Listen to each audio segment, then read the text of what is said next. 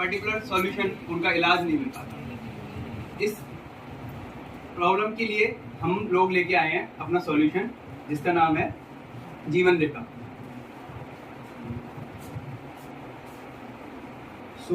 हमारा जो सॉल्यूशन है ये काफ़ी बहुत बड़ी प्रॉब्लम को सॉल्व करता है। जैसे कि हमारे जो हॉस्पिटल्स हैं उनमें काफ़ी ज़्यादा क्लस्टर्ड हो जाते हैं वो, और काफ़ी भीड़ लग जाती है, और पेशेंट्स की लाइन लगी रहती हैं लंबी लंबी, और लोग जो होते हैं परेशान होते हैं बहुत। तो इसलिए हम लोगों ने एक ऐसा सॉल्यूशन इसमें डाला है, forecasting patients volume using machine learning to optimize resource allocation. हमारा जो वेबसाइट है उस पर आप लोग अपने हम लोग जो हैं अपनी तरफ से पेशेंट्स के वॉल्यूम को अपडेट करते रहेंगे ऑन आर्ली बेसिस। सो उससे क्या होगा कि पेशेंट को पहले ही पता चल जाएगा कि हॉस्पिटल में कितने भीड़ है उस समय। तो उसके हिसाब से फिर हम इसमें बेड एलोकेशन सिस्टम भी इंट्रोड्यूस कर रहे हैं, जिसमें आप अपनी वेबसाइट पे आप चेक कर सकते हैं किसी भी हॉस्पिटल के लिए कि कितने बेड हमारे पास अवेलेबल हैं उस पर्टिकुलर टाइम पे। तो इससे आपको पहले ही पता चल जाएगा कि मतलब किस हॉस्पिटल में हमको जाना चाहिए। उसके बाद availability of appointment real time doctors.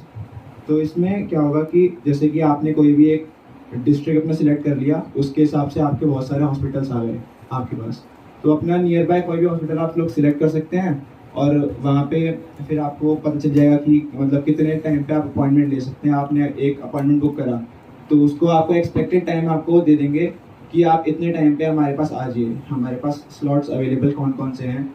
तो पेशेंट को पहले ही पता चल जाएगा अपने घर पे ही बैठे कि हम मतलब कितने टाइम में जाना है यहाँ से। तो इससे जो एक क्यू लगती है ना बहुत लंबी हॉस्पिटल्स में, वो फिर नहीं होगी और बहुत स्मूथ वर्किंग होगी हॉस्पिटल्स की। सेम हमारा जो स्मार्ट क्यू मैनेजमेंट है उसमें we are using a powered queue management to manage waiting times and providing personal support. So इसमें आपने अपना अपॉइंटमेंट ले लिया, आपने अपना इलाज करा लिया डॉक्टर से, डॉक्टर ने आपको कहा कि आपको एक रिपोर्ट करानी है, टेस्ट करानी है, तो आप टेस्ट के लिए फिर आप लंबी लाइनों में लगेंगे।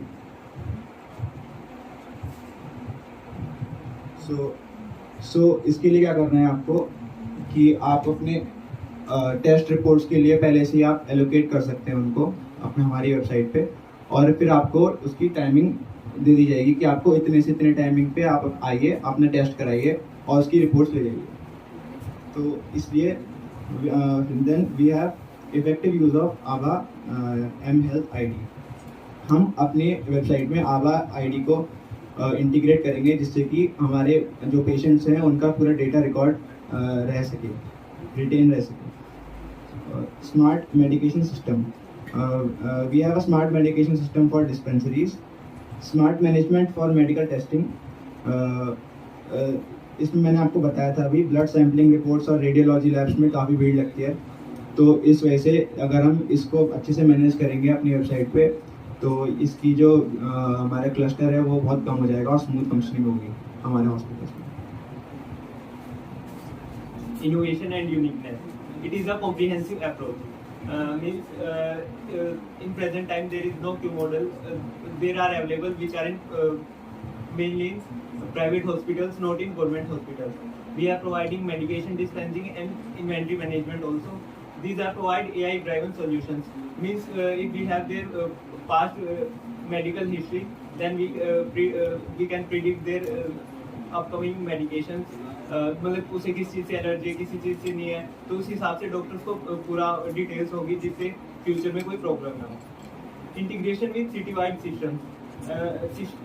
सिस्टम्स, हम एक पर्टिकुलर सिटी के सारे हॉस्पिटल्स को एक जगह इंटीग्रेट करेंगे ताकि उस सिटीजन्स को बता रहे कि उस हॉस्पिटल्स में इतनी भीड़ है, उस हॉस्पिटल्स में इतनी भीड़ है। Patient centric, it is patient centric, क्योंकि ये पेशेंट्स को हेल्प करेगा, उनकी टाइम सेव करेगा, उनको पता रहेगा कहाँ पे जाना है कहाँ पे नहीं जाना, उनकी फर्दर मेडिकेशन में हेल्प करेगा, उन्हें एलर्जिक वगैरह हो तो। डाटा ड्राइवन डिसीजन मेकिंग, ये हॉस्पिटल्स को प्रॉपरली रन करने में मदद करेगा, क्योंकि आजकल जो गवर्नमेंट हॉस्पिटल्स की सिचुएशन है वो बहुत ज़्यादा भरी पड़ी है, वहाँ पे भीड़ बहुत ज़्यादा है, बेड्स नहीं मिलते लोगों को, क्यों बहुत लंबी लाइन में उन्हें सुबह से शाम तक अपनी अपॉइंटमेंट के लिए इंतज़ार करना पड़ता है।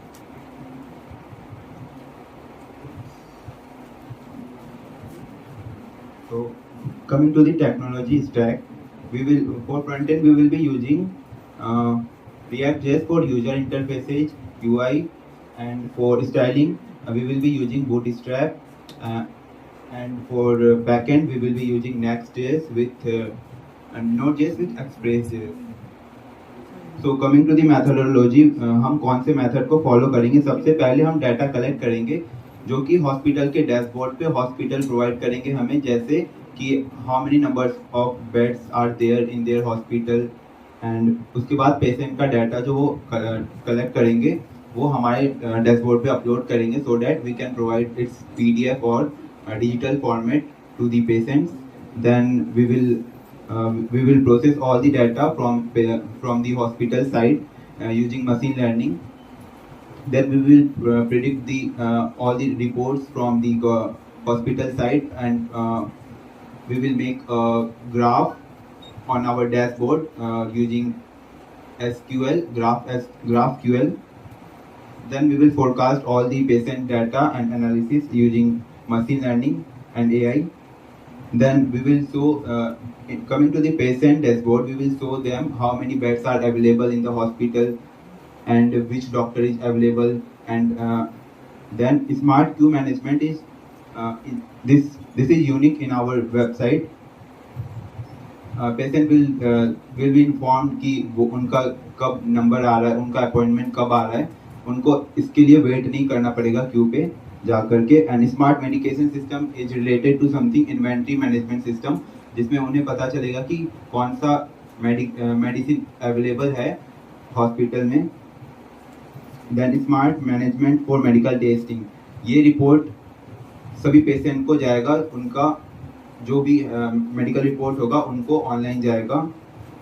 Then for system effectiveness we will take feedback, regular feedbacks, and we will organize surveys.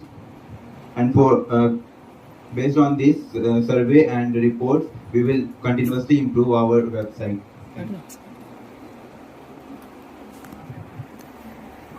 अगर हम बात करें फिजिबिलिटी और वायबिलिटी की, तो होता क्या है, जो हमारी ये वेब ऐप होगी ये इकोनॉमिकली फिजिबल होगी.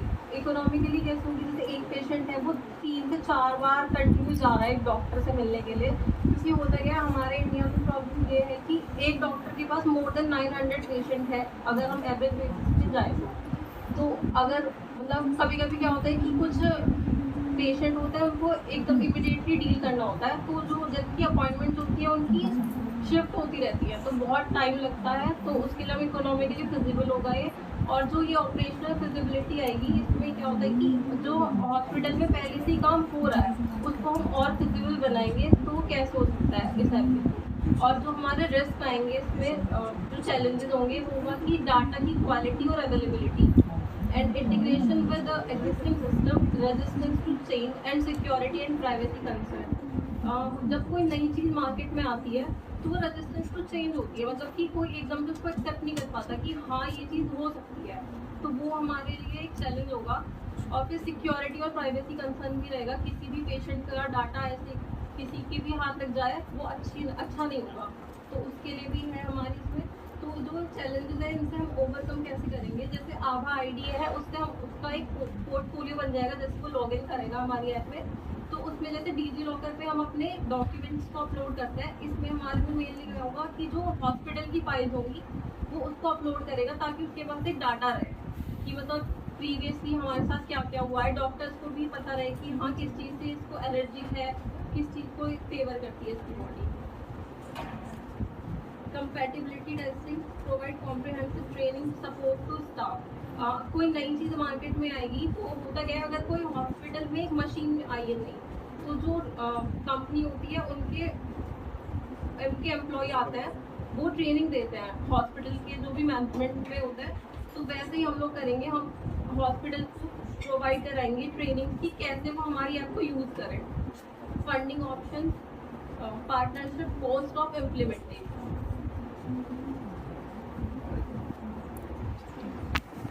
सो इसमें मेनली अब हमारे इसमें बेनिफिट क्या होगा तो एक तो पेशेंट्स को उनका टाइम बचेगा, उनकी थोड़ी बहुत जो कॉस्टिंग होती है वो बचेगी, जो उन्हें बार बार नंबर लगवाने जाना पड़ता है, फिर रिपोर्ट्स लेने जानी पड़ती है, वो उनके पास अवेलेबल हो जाएंगी।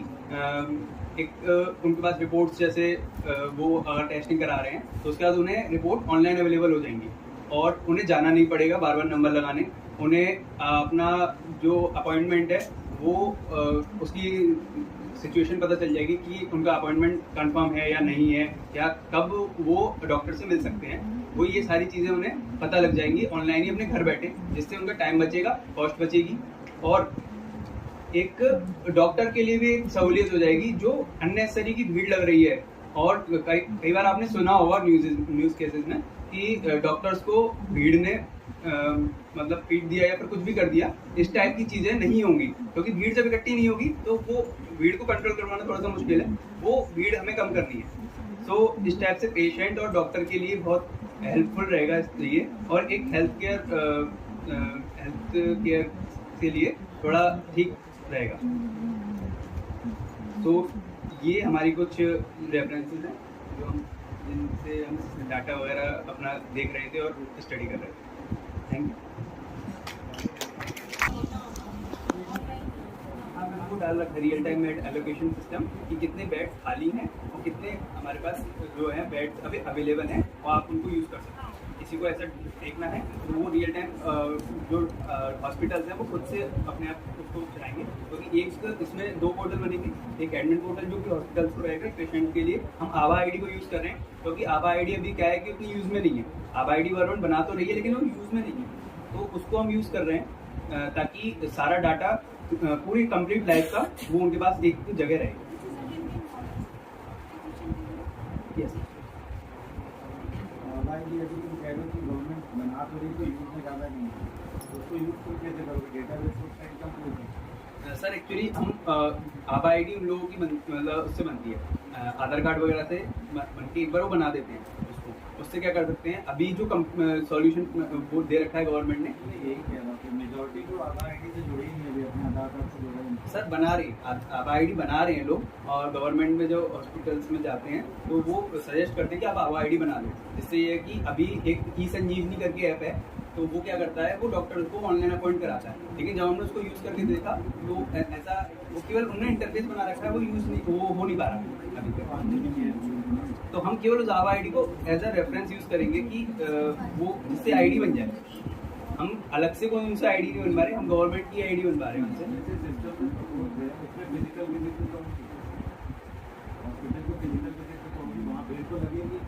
कैब बनने से लोग नहीं जाएंगे ऐसा तो होगा नहीं सर, फिजिकल नहीं। फिर उसके साथ कैसे लोग ऑनलाइन भी बुक कर रहे हैं, फिजिकल को नहीं लगे। सर ऑनलाइन जिसने बुक किया हुआ है, एक्चुअली ये होता है कि डॉक्टर मानो 50 पेशेंट देखना है उसको, तो कुछ जो अपॉइंटमेंट रहेंगी वो खाली छोड़ी जाएंगी उन लोगों के लिए जो इमरजेंसी में आएंगे या फिर बाहर से जो ऑन स्पॉट है। काउंटर ऑनलाइन पे लगा तो फिर ऑनलाइन डॉक्टर तो इसका एक ही है ना, ऑनलाइन के अलग डॉक्टर नहीं डॉक्टर क्या है कि डॉक्टर की कैपेसिटी है, वो कितने देख सकता है। डॉक्टर की क्या ये कह रहा हूँ मैं काउंटर पे पहुंचा, मैंने पर्ची कटवाई, मुझे टाइम मिला, ऑनलाइन में भी टाइम बुक हो रहे हैं, इनका कंप्लायंस कैसे करोगे आप?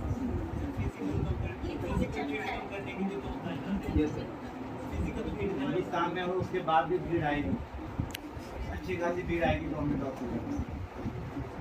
आप पेशेंट को आके वेट करना पड़ता है, उसमें हम अपडेट कर सकते हैं कि अभी तुम्हारा डॉक्टर अवेलेबल नहीं है, तो आपकी जो है अपॉइंटमेंट शिफ्ट कर दी जाएगी, आना नहीं पड़ेगा ना।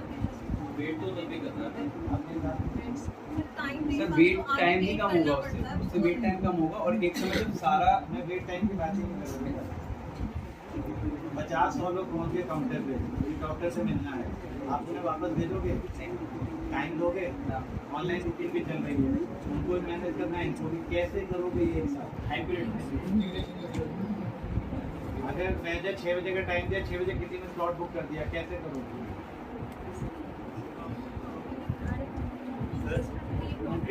चेक कर रहा हूँ, जवाब तो मेरे पास है। एक ही डैशबोर्ड होगा जो हेडक्वार्टर्स का होगा। अगर कोई ऑफलाइन आ रहा है हमारे पास तो वो अपडेट होता जाएगा, और फिर कोई ऑनलाइन आ रहा है तो वो भी उसमें एक पोर्टल एक ही होगा, उसमें सब अपडेट है। एक ही पोर्टल पे अपडेट होगा। प्राइमरी कंप्यूटर पे ऑनलाइन है। ऑफलाइन वाला भी प्राइमरी ऑनलाइन है, ऑफलाइन वाला भी ऑनलाइन पे चढ़ा सकते हैं। प्राइमरी से राइट है, ठीक है।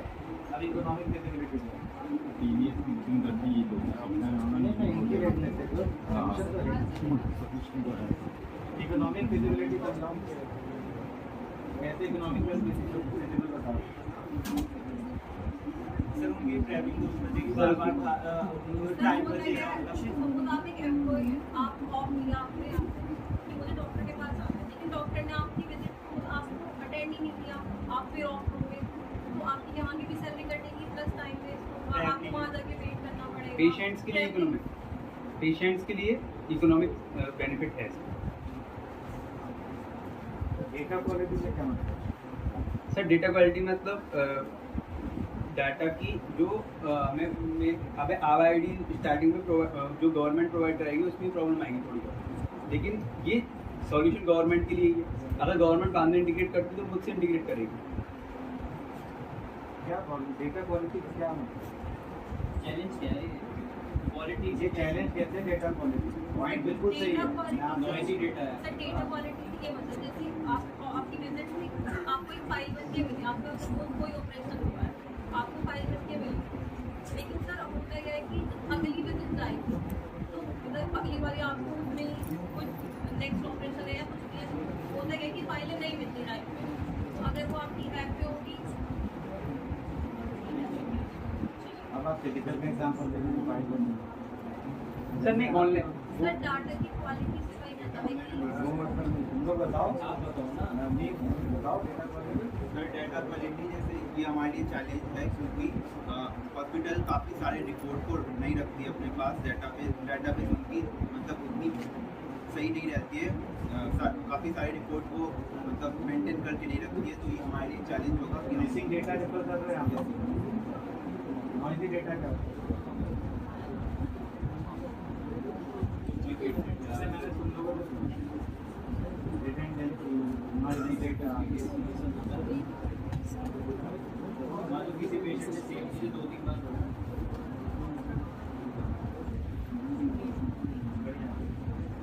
सर कोई feedback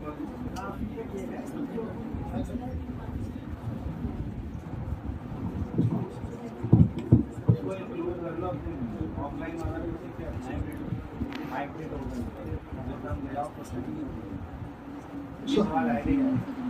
So I have a small suggestion to all of you. Since you have made your presentation in English, okay? You should present in English, talk in English, communicate in English. And we should have a branding that if a student is going to the market in Meerut city, by his communication itself, it can be recognized. Definitely, it will be a student of Shobhit University. So work on that.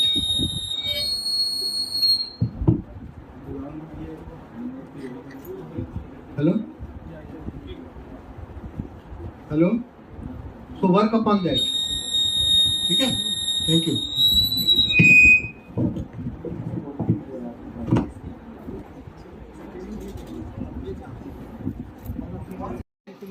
ज़्यादातर remote area में देखी जाती है जहाँ medicine का और medical facility ज़्यादा available नहीं है, जैसे गांव में होती है।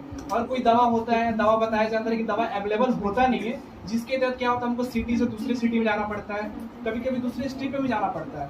अगर मान लीजिए अगर कोई मेरा रिलेटिव आके अगर इस सिटी में कोई चीज़ टेस्ट कराया है और डॉक्टर ने दवा दिया है और फिर दूसरे अपने घर चले जाते हैं, फिर वो दवा अगर ढूंढते हैं तो दवा मिलती नहीं है, जिसकी वजह से क्या होती है डेथ की जो ऑकरेंस होती है ज़्यादा होती है। और दवा जो मिलता है, दवा क्या करते हैं वो अल्टरनेटिव दवा लेना स्टार्ट कर देते हैं, जिसकी वजह से क्या होती है कि भले उस दिन उस टाइम पे उनका डायरेक्ट इम्पैक्ट नहीं होता है, बट थोड़े दिन बाद इम्पैक्ट होना स्टार्ट होने लगता है।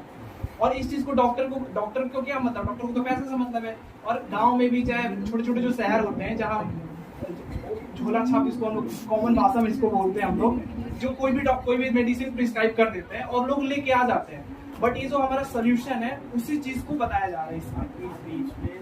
इतना डॉक्टर ने लैंग्वेज में मतलब हो सकता है प्रॉब्लम सोल्यूशन है जिसके तहत हम लोग डाटा वेयर हाउस जो स्टेबल कर रहे हैं। कोई एक दिल्ली एनसीआर जो एग्जांपल लेके हम लोग काम करने स्टार्ट किए हैं, जिसमें हम लोग इमरजेंसी किट्स, इमरजेंसी जो दवा जो आजकल जो अवेलेबल इजीली छोटे शहरों में नहीं हो पाती है, उसको हम लोग अवेलेबल कराएंगे 24/7, जिसके तहत प्लाज्मा, ब्लड, ऑक्सीजन सिलेंडर और ब्लड डोनेशन जो सेंटर होता है उसके तहत हम लोग टैब भी रखेंगे।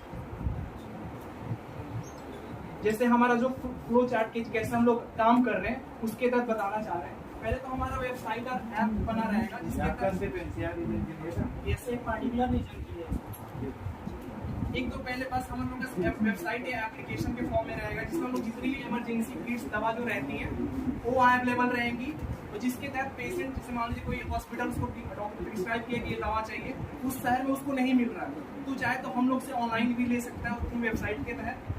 और दूसरी क्या है कि और जो दिल्ली एनसीआर जो डाटा वेयर हाउस है, बहुत सारे जो दवा होते हैं इस स्टेट में नहीं मिलता है, तो क्या करते हैं हम लोग दूसरे स्टेट से लेके आते हैं जो यहाँ स्टोर करके रखा रहेगा अपन दूसरे फार्मास्यूटिकल कंपनी से। For the student registration, student can access their classes in this application and take lessons provided by the teachers. They can also take the notes from the teachers and for mute and deaf.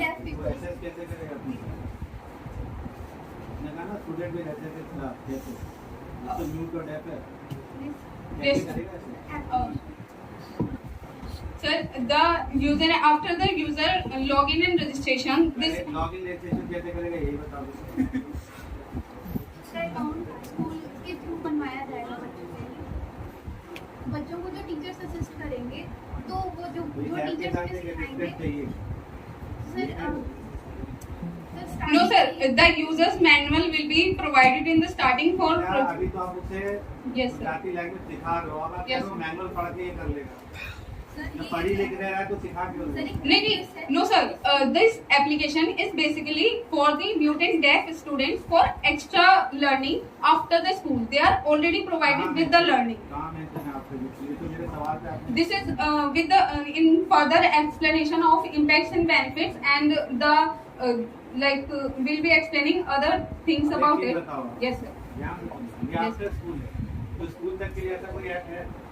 अगर नहीं है तो school ही नहीं कैसे करेगा? Problem domain तो यही है। Sir, currency, so we track him and knuckle down. As Divyansu said, crypto currency में मतलब ट्रांजेक्शन करके जो भी डील होती हैं तो ऑलमोस्ट इंटरनेट पर ही होती हैं सबसे ज़्यादा। तो इंटरनेट का भी एक बहुत बड़ा पार्ट है जिसको कि हम डार्क वेब के नाम से जानते हैं। तो डार्क वेब बेसिकली जो लोग जानते हैं वो ठीक है, मैं बता रहा हूँ। डार्क वेब एक अनोनिमस नेटवर्क है जहाँ पे जिसको एक्सेस करने के लिए आप नॉर्मली उसको एक्सेस नहीं कर पाओगे, लाइक गूगल वगैरह सर्च इंजन से हम उसको एक्सेस नहीं कर सकते। उसके लिए एक स्पेशल टूल आते हैं जैसे कि टोर ब्राउजर है, तो टोर ब्राउजर के थ्रू हम उसको एक्सेस कर सकते हैं। तो डार्क वेब पर भी काफ़ी सारे मार्केट प्लेस हैं लाइक अमेजोन और गूगल, फ्लिपकार्ट, तो उनकी तरह वहाँ पे काफ़ी सारे ड्रग्स अवेलेबल होते हैं। कस्टमर वहाँ पे जाते हैं और ड्रग्स खरीदते हैं और उनको कंज्यूम करते हैं, बट वो जो खरीदते हैं उनके लिए वो क्रिप्टो करेंसी में पेमेंट करते हैं, जिसको कि ट्रैक कर पाना बहुत डिफिकल्ट होता है। तो उसको ट्रैक करने के लिए हमने अपना एक टूल इंट्रोड्यूस कर रहे हैं जो कि उसको ट्रैक करेगा। लेकिन कुछ लोग सोचेंगे कि मतलब डार्क वेब पे इसकी जो है ड्रग्स डील होती कैसे है, तो उसको मैं थोड़ा सा एक्सप्लेन कर दूंगा। तो as I said, dark web एक अनोनिमस नेटवर्क है। एनोनिमस नेटवर्क मीन्स हम उसको टोर ब्राउजर के थ्रू एक्सेस करते हैं और टोर ब्राउजर जो है हमको एक ब्रिज प्रोवाइड करा देता है। ब्रिज मीन्स वो हमको एक इंक्रिप्शन की एक लेयर के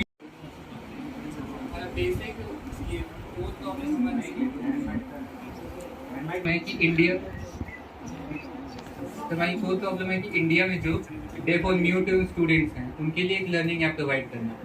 सर इंडिया में अभी रिसेंट गवर्नमेंट सोर्सेज का डेटा देखा जाए तो इंडिया की टोटल पॉपुलेशन का अप्रॉक्स 10% डेफ और म्यूट स्टूडेंट्स हैं। उनमें से 40% को एजुकेशन प्रोवाइड नहीं की जाती है। उसके रीजन रहते हैं कि कई बार पेरेंट्स उनको एज बर्डन भी बोल ले देते हैं और उनको सोसाइटी में भी उतना इम्पोर्टेंस नहीं दिया जाता है। तो हमारा मेन मोटिव है उनको उनकी नेटिव लैंग्वेज में एजुकेशन प्रोवाइड करना, बेसिक एजुकेशन जो मैथ्स साइंस और बेसिक इंग्लिश रहती है, और उनको एम्पावर करना, उनको सेल्फ इंडिपेंडेंट बनाना। Sir idea teacher Good afternoon, everyone. I am Disha Girl from BC second year. I am here to explain the proposed solution for our problem statement. So the proposed solution for the problem statement is Vidya Vani. So as the name suggests, it is the learning app for deaf and mute people in Gujarat. But it doesn't mean कि हम इसमें Gujarati language involve करेंगे, but we will also include Hindi, English and Gujarati because we know कि it is very difficult to teach someone Gujarati language without Hindi language. वो framework तैयार करना है AIML जिसमें प्राइस प्रेडिक्शन ये सब होगा और API इंटीग्रेशन जिसमें हम लोग अपने पेमेंट नेटवर्क कनेक्ट करेंगे, डेटाबेस जो हम लोग फार्मर्स के डेटा और इंडस्ट्रीज के डेटा स्टोर करेंगे। चैलेंजेस में price negotiation, risk produce, secure payment और ऑर्डर सर्विसेज और भी कुछ चैलेंजेस होंगे जो हम लोग फ्यूचर में एक्सपेक्ट में सॉल्व करना है। फिर हम लोग इसमें क्या करते हैं, हम लोग का इम्पैक्ट और बेनिफिट्स क्या है, उनका इनकम बढ़ेगा।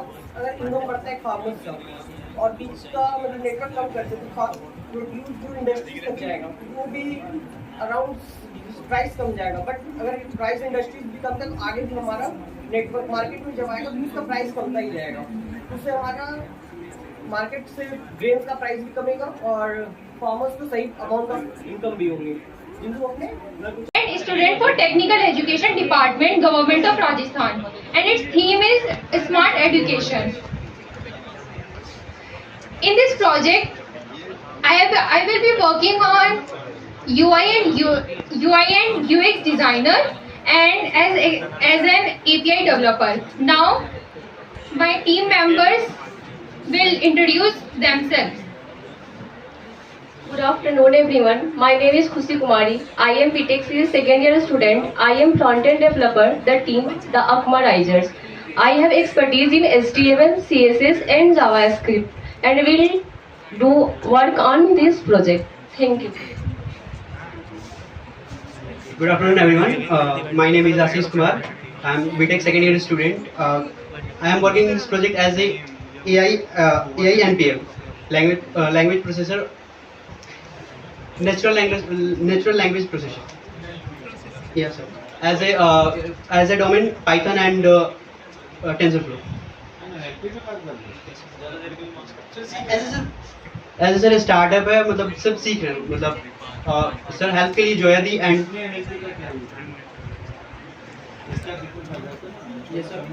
ये सर जैसे कोई भी अगर वॉइस चैट में जो होता है मतलब जो दे रहे हैं वॉइस चैट से अगर फिल कर रहे हैं कोई फॉर्म या फिर अपनी वॉइस रिकॉग्निशन से कोई authentication. Everyone, so I wanna share a experience which I have encountered recently.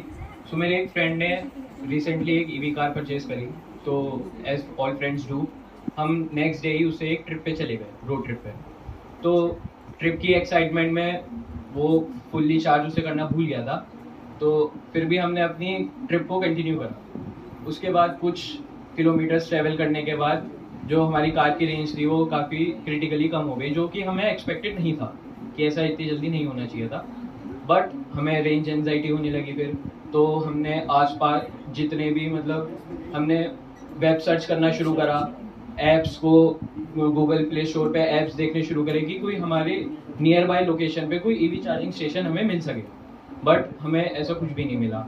Although वो लोकेशन इतनी रिमोट नहीं थी, वेल डेवलप्ड लोकेशन थी, मगर फिर भी वहाँ पे ऐसा कुछ इंफ्रास्ट्रक्चर नहीं था। बहुत देर तक लोगों से आसपास लोकल से बात करने के बाद हमें एक ऑफिस